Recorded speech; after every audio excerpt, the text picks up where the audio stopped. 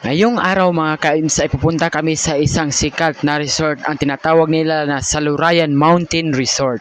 Ngayon mga kaims ay nakarating na tayo dito mga kaims kung saan makikita natin mga kaims ang paliko na daan patungo sa Salurayan Mountain Resort.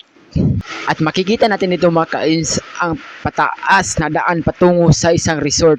Makikita din natin dito mga kaims ang pinakadelikadong daan patungo sa Salurayan Mountain Resort mga kaims. Isang mali mo lang na pagliko dito mga kaims ay sigurado hulog ka sa bangin. At makikita rin natin dito mga kaims ang isang tulay na ginagawa pa para hindi tayo mahirapan sa pagtawid papunta sa Salurayan Mountain Resort. Madaanan din natin dito mga kaims ang isa sa pinakasikat na resort, ang GMCC Peak. At makikita rin natin ang isang tourist spot dito mga kaims, ang tinatawag nila mga kaims na Greek Hills. Nakarating na rin kami dito mga kaims sa Salurayan Mountain Resort. Papasok na rin ako mga kaims sa kanilang daanan na maganda at may bulaklak sa gilid.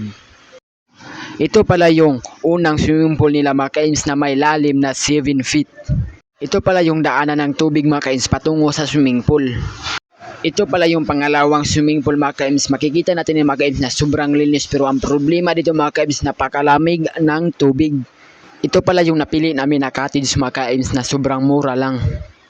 Ngayon mga kaims ay makikita natin dito mga kaims makikita natin dito ang mga chokoy nga ang mga chokoy na to. Ngayon mga kaims ay kasama na natin ngayon mga kaims ang mga batang chokoy. Ang mga batang chokoy na to mga kaims ay mga baguhan pa lang dito sa Salurayan Resort. Mga bata, itong mga bata mga kaims ay sobrang ingay ng mga baba nila. Kasi sobrang ingay ng mga baba nila.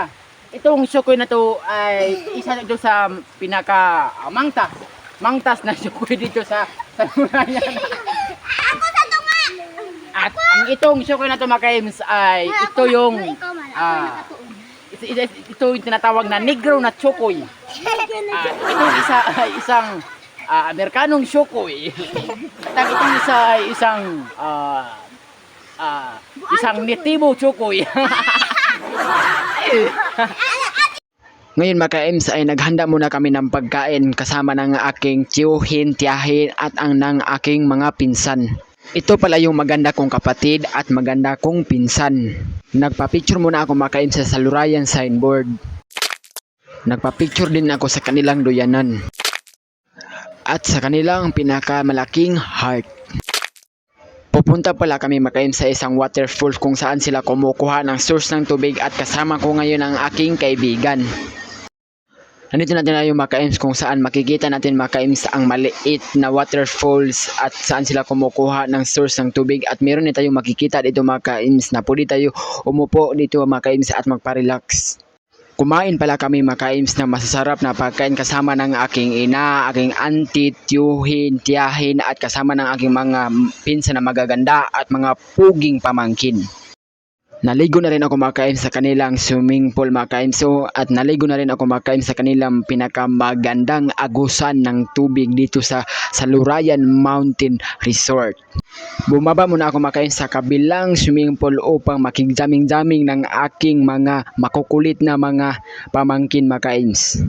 Makita rin natin dito mga kaims ang kabilang swimming pool mga kaims na makita natin ang kanilang tubig mga kaims na sobrang linis. Malinis pa sa mineral water. Pasensya na kayo mga kaims kasi hindi ko na-videohan ang pag-uwi namin mga kaims kasi sa sobrang lakas ng ulan mga kaims. Kung kayo ay gustong pumunta dito sa Salurayan Mountain Resort at pakibasa na lang ng aking ibibigay na location, dito lang yan makikita sa Sinuda, Kitaw-Taw, Bukidnon.